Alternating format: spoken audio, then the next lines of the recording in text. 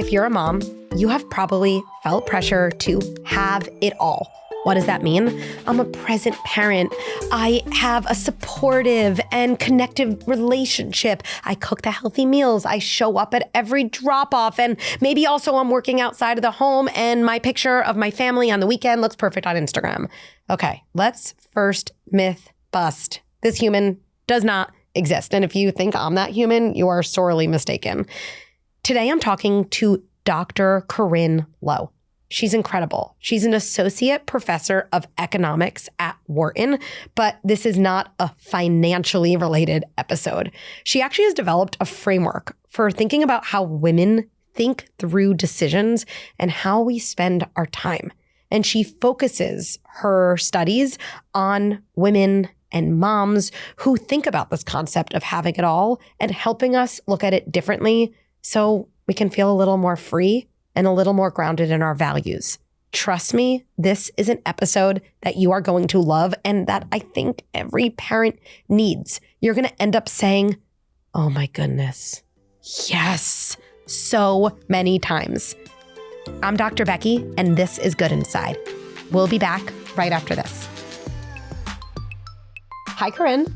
Hi, I am so happy to be here. I am so excited for you to be here about a topic, like I just have to say when I saw the title of your book, and I'm just going to say it, Having It All, What Data Tells Us About Women's Lives and Getting the Most Out of Yours. I saw Having It All, and I was like, this woman is going to tell me how to have it all. Amazing. Someone has finally cracked the code and there's data involved. So I feel like that's not exactly what's inside. So tell us a little bit about the book, but really about that phrase, having it all, how so many women, so many moms want to have it all. Does that just mean you're doing it all? I don't know. Yeah, and that's, I think, like the cover of the book is so important to tell that story because we really wanted to show that we were being a little tongue-in-cheek with that phrase, having it all, because it's like having it all and there's all this stuff, but also dinner is on fire and your heel is broken and your coffee is spilled and your baby is crying, by the way. So we were like, it's that having it all moment. For me, it's been when I've been pumping in planes, trains, and automobiles on book tour, and then I didn't seal one of my breast milk bags, and it leaked in my backpack, and now my laptop doesn't work. The screen is blacked out. So that's the having it all, right? Because it's a lot. It's all too much, and it's actually harder than ever right now for a lot of reasons that I actually didn't know until I started looking at the data, and I really wanted to share that with people. So there's two different things. I want to say one thing, but then maybe go in a different direction. That one image of Corinne, who just had a baby, who's a Wharton professor, who wrote this amazing book with all these accolades on book tour, headline picture on Instagram to someone who sees that is, this woman has cracked the code. She has it all. And what's just so interesting is the micro moment underneath. I'm pumping, I spill the milk onto my computer. I can't even get through, this moment, and everything is kind of cracking underneath. And there's such a big delta there. Yeah. So I just want to say thank you for naming that. I think sometimes people, say to me, oh my goodness, your career and you're on book tour and there's a fire somewhere, or there's a very neglected part of my life. Whenever I'm traveling for work, which I love, I come back, my friends are like, hello, you have not been, and I'm like, you're right, I haven't been around. And maybe I even miss one of their birthday dinners I have to spend extra time with my kids. And then that's not the same thing as spending time with your partner. I mean, it's so much. So you are coming at this from the perspective of an economist. So tell me a little bit about that. So I study these issues because economics, I know people hear economics and they're like, finance, is it stock? Are you going to give me stock tips? I'm like, I absolutely am not.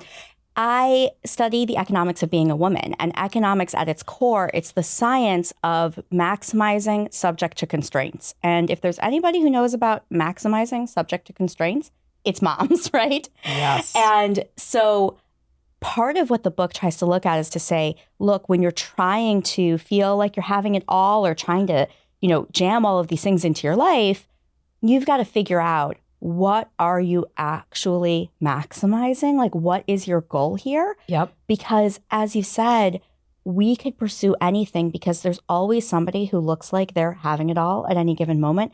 And we tend to just see that image. We see the person with a successful career and we're like, wait, why don't I have that? We see the person whose house is like neat and tidy and well decorated. We see the person who always cooks the most delicious, healthy meals. We see the person who, whose kids are always like well dressed and on time every single day. And, everybody is smiling, right? And we just are trying to like take all of those and fit them all into a basket that's not big enough. And that is our time. So interesting. One of the things that my husband has said to me, it's not the most helpful way my brain works, is I'll see people with certain things in their life. And I'll be like, I want that. And he's like, you have this thing where you imagine like all the good things in your life transfer over. Yes. And then you add that other thing. Yes. Like everything is additive. And I feel like that's kind of along the lines of what you're saying. No, that's exactly right. Because there's trade-offs. That's why we talk about constraints. There are trade-offs, and especially with time. And so I'll just get into the data really quickly that the reason our time doesn't feel like it's adding up is because for women who have careers, those careers are more demanding than ever, right? More and more workers are working greater than 50-hour weeks, 60-hour weeks, right? But men have not changed their roles at home. So as women have stepped into the labor force, men's time at home has actually stayed relatively constant. And I want to talk about that because I know dads are listening too. And I really want to talk about this because no one ever asks men about having it all. But a lot of people don't know that men do the same amount of housework as they did in the 1970s, the same hours of housework. Meaning laundry, making sure the dishwasher's starting. Cleaning, home management. Does that mean childcare, putting your kids to bed? It doesn't mean childcare. Okay. So then the third fact of why all of this stuff isn't fitting in our time basket the kids? Is that it's the kids' fault. Time. It's not their fault. Okay. But it's that time with our kids skyrocketed starting in the 1990s. So moms today spend twice as much time with our children as moms a generation ago. I'm trying to add up all the hours that the work is more. The help is more. Why we're sleeping less and we have less leisure time. So, and then the thing is with dads, by the way, dads are like, well, we're spending more time too, right? And they are actually. Housework hasn't changed. Dad's time in childcare has increased because we all spend so much more time with our kids. And I'll get into some of the reasons why. But because women's time has increased more, the gender gap in the household has actually gotten larger, not smaller. Interesting. So if you go back to the 1970s, there was a smaller gender gap in childcare than there is today, even though dads are doing more, but moms are doing so much more. So I just want to digest that because, look, I think the dads who are listening, this is not about it's all your fault. And of course, there's differences. Like you might be listening and thinking that's not me, and you're right. But we're talking about these general patterns, so it's so helpful not to personalize about that. These are just general patterns, not any specific family. If you're a woman who works outside the home, work is demanding more of your time. I think a lot of that is also the Slack never stops, the emails never stop, right? Things like that. So that time is going up. The average then woman who's married to a man doesn't have more help with the laundry or the household tasks. And we're spending twice as much time with our children. Yeah. And so this whole idea of having it all I'm thinking about is I don't even know how we get to 24 hours in a day. It sounds like a 30-hour day. Yeah, what it all is has changed. And that's why people who are listening are like, oh, I thought it was just me. And I thought it was just me. Like I write this from a place of like, it was me search, right? The research I did in this book, it was trying to understand my life because I was exhausted all of the time. And I felt like I was falling behind my male colleagues at work. And I didn't feel like I had the space or time to be the type of mom I wanted to be. And I was like, what is wrong with me, right?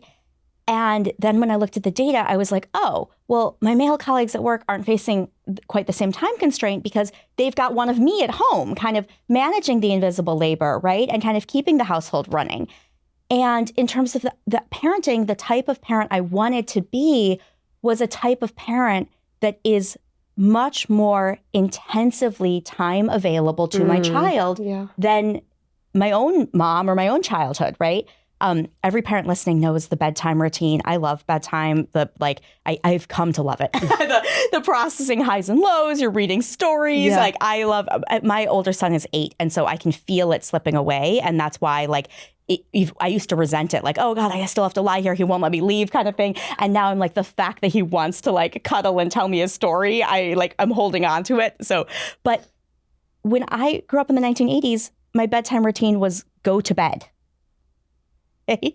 Like what we do with our kids has literally changed. Yeah. That parents in the 80s were not holding their babies. They were not doing extended breastfeeding and pumping when they go back to work.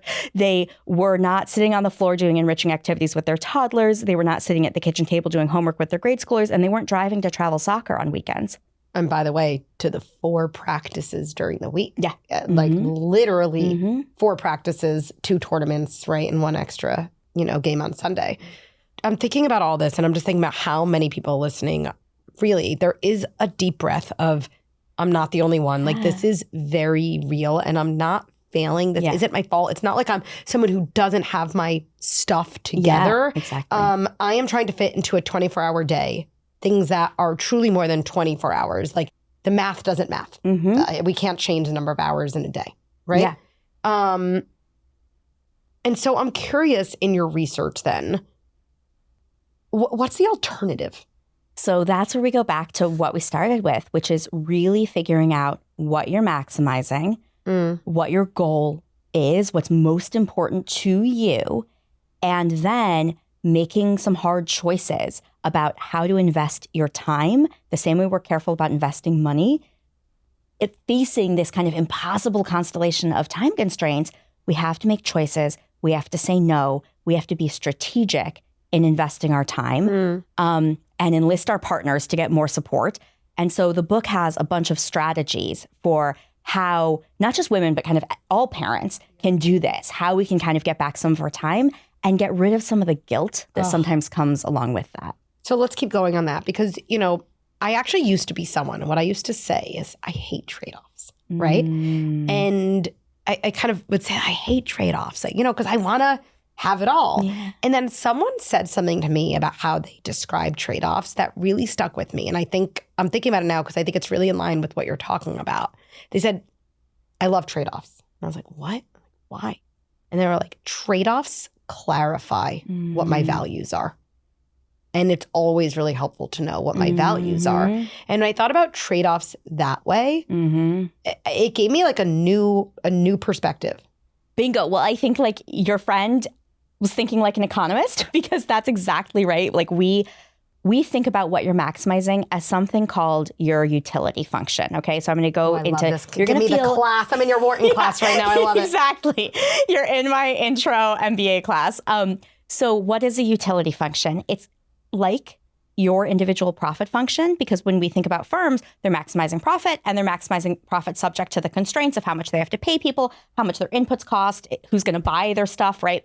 Well, individuals are maximizing utility, but the difference between utility and profit is that any accountant could look at a firm's profit and agree about the same, say like, look, this is how much profit they made. But nobody could actually say how much utility you're getting from something because nobody from the outside knows what your values are. It's individual, it's personal. Utility is the sum total of the joy, fulfillment, meaning, and contentment that you can fit into a lifetime. And the sources of those things and how much weight you place on each of them is only known to you. So beautiful what you're saying. And what it makes me think about is something I hear from people all the time, especially women. I think there's a lot of reasons for this. But I don't actually really know what I want. I don't really know what I value. And I think this is so core to so much of what we're really talking about. It's almost easier to be like, well, that person works this job and seems to like that, so maybe that's what I want. Wait, this person spends these days with her kids at soccer, and actually maybe that's what I want. And sometimes we have to try things on to know. I love that. But at the core, there is no barometer. There is no blood test for you are making decisions that are in line with your values. Good job. It's something that we have to kind of practice figuring out and getting to the core of ourselves. I think you're so right. And I think another thing that we tend to do is just mistake what other people want and caring for them and helping them get what they want for what we want. And that can be part of how we end up so exhausted. Because if we don't know what we value, it's just like, what makes my kids happy? What makes my friends happy? What makes my boss happy? And we just run ourselves ragged chasing their utility functions. Ooh. And then we get rageful and resentful and sick. Yes, and sick. Absolutely. So here's the exercise I'm going to tell you. Great. And it feels a little wistful to do it, but it's worth it, okay? The exercise is really close your eyes and picture, what would your life look like if you were a mega billionaire, you were independently wealthy, money were no object, okay? So what would your life look like? How would you spend your time? What would your house look like? What would your days feel like? Okay? What would your relationships feel like? That's what you value. That's unconstrained maximization. All of that stuff that you pictured is what you are maximizing, subject to the constraints, the reality. And the reality is, okay, if some of the things you pictured are things that you buy with money, well, that's why you have a job, because your job turns your time into money, right? Mm-hmm. But when I tell people to picture that, a lot of the women who will say, oh, I love my job. It's so important to me. It's so fulfilling. In that picture where they are unconstrained, they might be doing that job for like 10 hours a week or 15 hours a week, but they're not doing it for 60 hours a week. They're not doing it for 70 hours a week, right? A lot of times what people picture is time with their loved ones, right? Time with their kids, time to be fully present, time with their friends and their partner. And if we put all of our time into the money machine, into our careers, it takes away from the time we can spend on those other things. So if you can get in touch with, okay, this is what I value, this is what I'm pursuing, then you can figure out how to invest your time to say, okay, yes, some of what I valued, some of what I pictured was stuff that I need to buy. I want to take a nice vacation, right? I want to not worry about being able to fix the car, right? And for those things, I have to turn my time into money. But because I value all these other things I do with my time, I have to figure out how to turn my time into money as efficiently as possible. And we've almost been brainwashed to view our careers as like the end in themselves. Like that's the purpose of your life. And I feel like that's kind of the lean in era. It was like, this is what you're maximizing. You're maximizing your salary. You're maximizing prestige. You're maximizing accolades, right? But when you actually picture what you value, those things do not get you everything that you value, right? Because some of the things that you value, you need time for. It's so interesting. And look, there's realities we all live with. I imagine someone thinking, okay, like the life I have now, which I do like, or the school I send my kids to, the neighborhood, it requires me working a 50-hour a week job. But still, I think the exercise isn't to imagine that you have an unconstrained life. Like no one really has that. Like we don't have that. None of our listeners, I think, really have that. Okay. But the exercise clarifies what you value, which might give you more direction. Let's just say you're thinking, I have to have this job of working this many hours a week. Well, in the other hours, it might just clarify like how you really want to spend that time, what really, really matters. And a little bit on the margin, do I need to be on Slack right now? Can I put my computer away, my phone away? Can I be fully present for 20 minutes for dinner instead of distracted for 40 minutes for dinner, whatever it is, right? Can I always think about my calendar as my value system. Anybody who knows me knows I take my calendar very seriously because I do what my calendar tells me. But I have to have a lot of agency in that. So as someone who's now working and feeling very lit up by that, I do want to still see my friends. Okay, if I don't put in a lunch or a dinner with my friends weeks in advance, my calendar will fill up. And so I have to do that. Or my son's, sports game in the calendar. And so now when someone says, oh, can you meet 3:30 on Thursday? I'm like, oh, I can do this time instead because it's my calendar is kind of a force function for making me represent what I really care about. Well, you have figured out a physical manifestation of the idea of investing your time in what you value, right? Is that by blocking it out in your calendar, you are saying, I'm investing this much time and I'm not letting some other thing eat that time up, right? That's exactly it. Yes.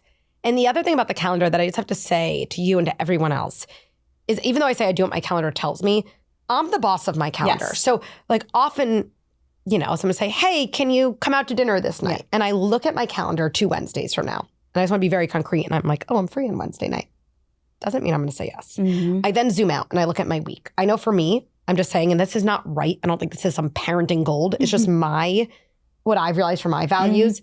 I at most go out one weeknight and on a Saturday night. We generally always go out on a Saturday night, see some friends, me and my husband, one weeknight. And so if I have something on a Thursday and a Saturday, my Wednesday might say free, but I RSVP no. With obviously exceptions, right? Yeah. And so I think that's so mind-blowing for a lot of people that your calendar might say free and you still say no. Or alternatively, I put something on the calendar that's not my kid's soccer practice or my meeting at work. That's walk around the block for half an hour, and I protect that meeting with myself the same way I would protect our podcast time today. Yeah, absolutely. And that's actually like one of the strategies that I tell people to do in the book is like actually take your leisure time. And what I mean by leisure time is something that actually serves your utility function as a primary purpose, okay? So when people say like, oh yeah, this is my leisure time, I was helping my friend, or this is my leisure time, I was baking cookies for my kid's class. It's not actually your leisure time, right? That's called parenting, that one, right? That was part of your parenting time. So when I say leisure time, I mean something where the first beneficiary is actually you, which is really hard for us to do. I love that language. The first beneficiary. It's actually such a concrete way of visualizing it.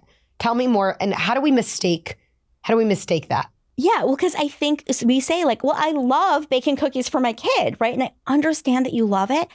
And that's great because then that's a way to show your love because you can't, you don't want to fill up your basket with all the things that everybody else is doing to show their love. You want to pick the one that you love. And if you love baking cookies, bake the cookie. If you love practicing soccer, practice soccer. If you love bedtime, do the extended bedtime, right? But that's great, but that's still not leisure time, okay? And at the end of the day, the week, the year, and the years of our life, if we don't take leisure time to fill our own cup, we cannot be relaxed. We cannot be happy. We cannot be present and patient and joyful with our kids. We can't parent a la Dr. Becky and all the great advice we're getting because we're just so depleted. And so for me, like the biggest cure for my mom guilt was seeing my relationship with my son blossom when I was getting my needs met. That I was such a better parent when my cup was full, that was what he needed more than all of the other things I was trying to give him that were making things not add up. Okay, 2 questions. First, let's say someone's thinking, even if my kid didn't have to bring cookies the next day, or if my kid was on a field trip overnight, I'd be baking those cookies anyway. Is that an example of someone who's like, oh, maybe that is for me? Then it's for me. Then it's like, I actually like this. I'm the first kind of recipient of the benefit of this. And the same thing if you're like, well, going and helping my friend garden, it was actually first for me because I actually love getting outside and I like having someone to talk to, right? But are you the primary beneficiary of this or not? And that's what I mean by leisure time. And I want you to block that out the same way you block out the appointment for your kid's soccer game, the, podcast taping or the meeting with your boss, because you, moms who are listening and the dads who are listening too, who, if you feel stretched for time, you're a member of your household. Yeah. We so often forget that like mom is a member of the household. And that was a huge mistake that I made in my own life and how I got to the point of being so depleted where I ended up making big changes. You can read about them in the book. But I forgot that to even consider my own needs in the equation. And if something is not working for you, it's not working for the family. Yeah. Because you're part of the family. Yeah. I find this phrase you just said very provocative, and I like things that are provocative because it gets our body to respond and, remember. I just keep hearing in my head, first for me. What do I do in my life that is first for me? And the reason I like the language is it sounds so close to selfish. And so many of us have been trained to think self-care is selfish. First for me is selfish, right? And again, we don't have to think in extremes. you don't need to be first for me with 100% of your time. Like I always, say when I talk about self-care as a mom, I'm not really talking about you going to Paris for 3 years and be like, hey guys, I just need to live in Paris for 3 years. See you when you're 15. No, obviously. But that is what we imagine when we think about saying to our kid, no, you can't come with me for a walk around the block because the whole point is that I'm not with you for my walk around the block, right? And we do kind of equate the emotionality of that as if I'm saying to my kid, I'm going to Paris for 3 years, fend for yourself. And so I just love our listeners right now, her viewers, thinking about the phrase, first for me. I am doing something first for me. And I like saying it boldly because I want people to be uncomfortable. Okay. First for me.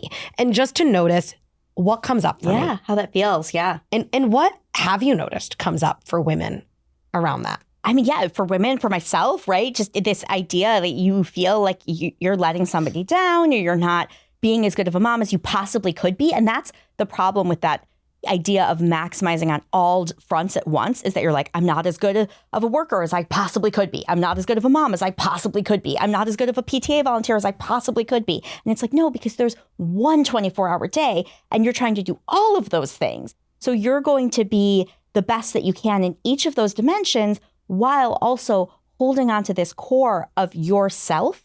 Because if you let go of that core of yourself, then you can't show up in those other spaces either. That's so right. And the other thing I just want everyone listening to know, because I'm sure people say a lot's coming up for me, like, Dr. Becky, I feel like you're giving me a panic attack just thinking about that phrase, okay? That panic is a sign that you're thinking about something new, not wrong. And here's how I know that it's not wrong, okay?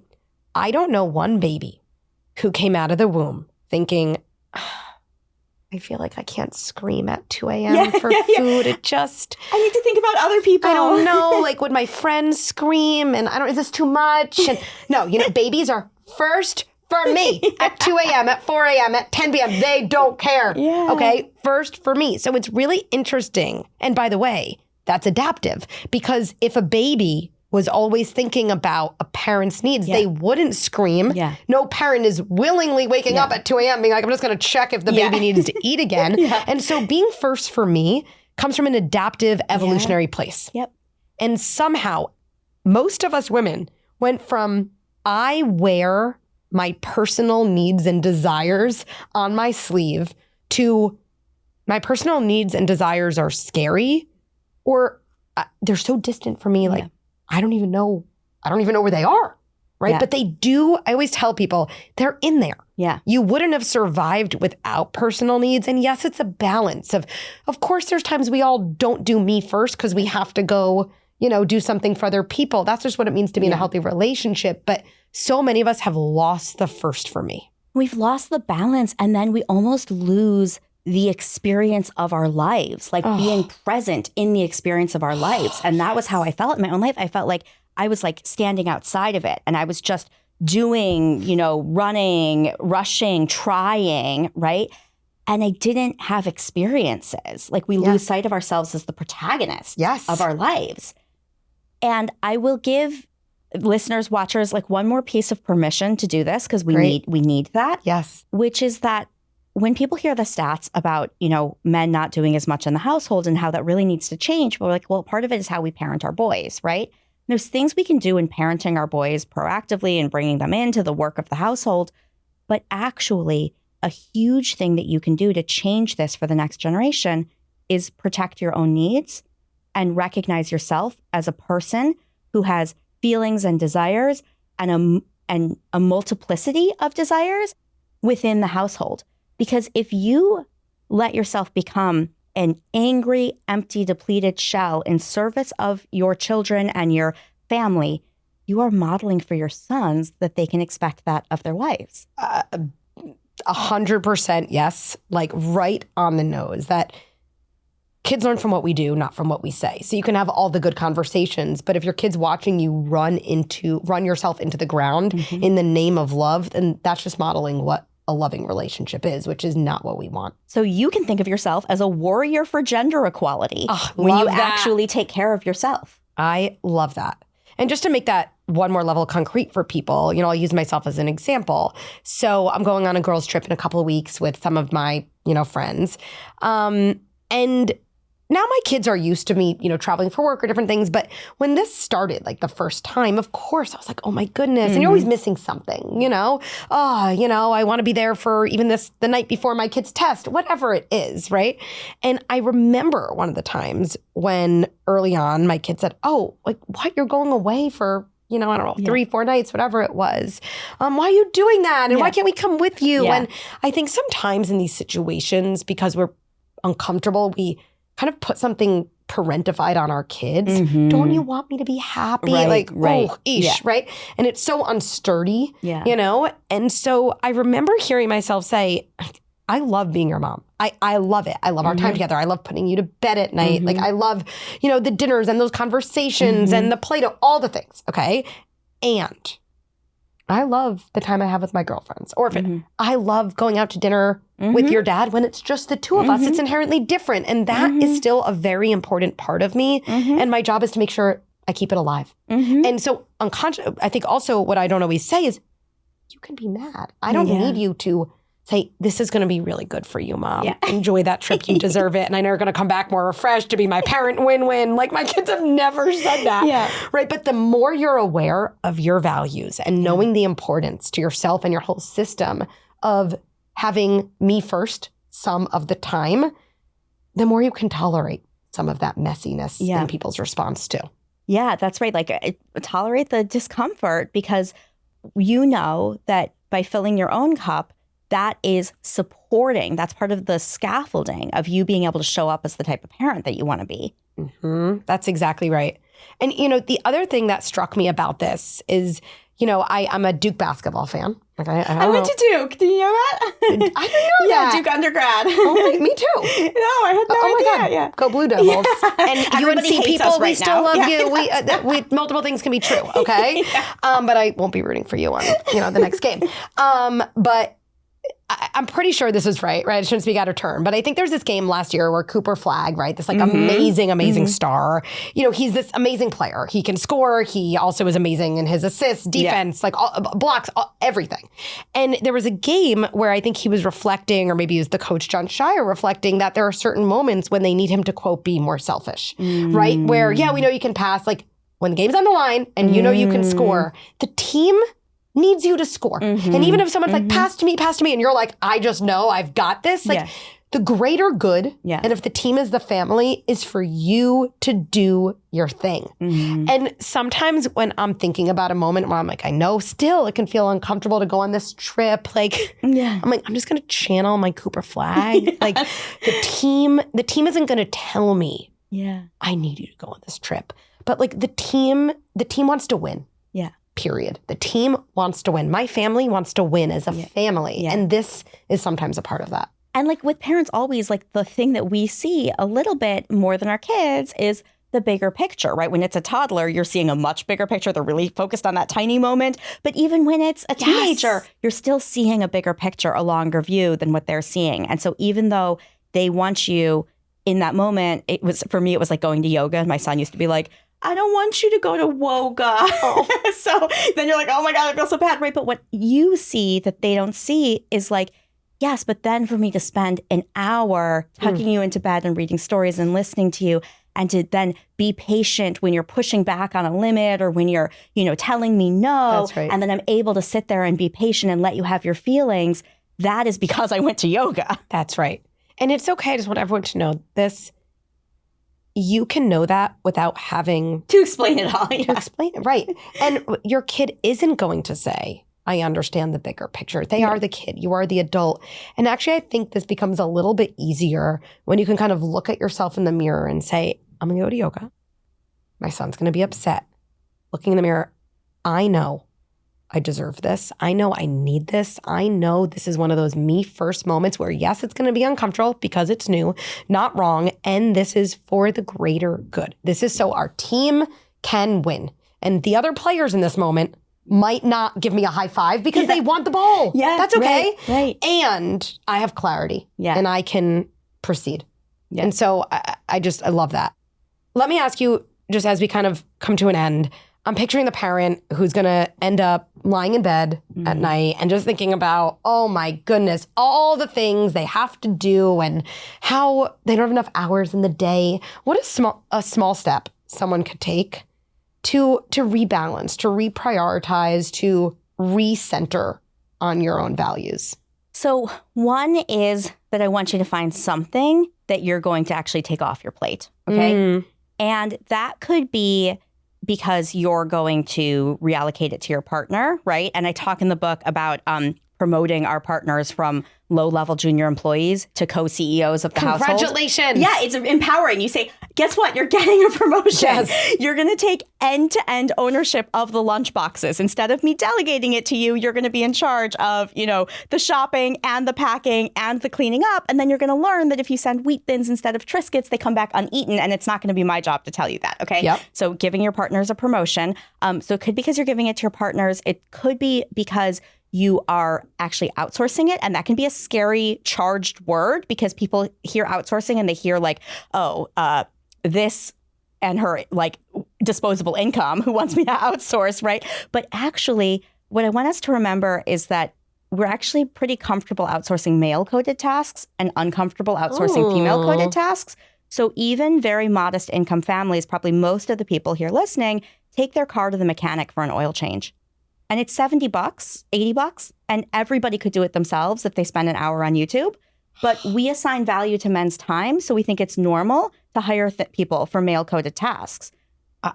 This is one of the moments I wish I could snap. I actually am unable to snap because I would just be like snapping so hardcore right now. So I'm snapping in spirit.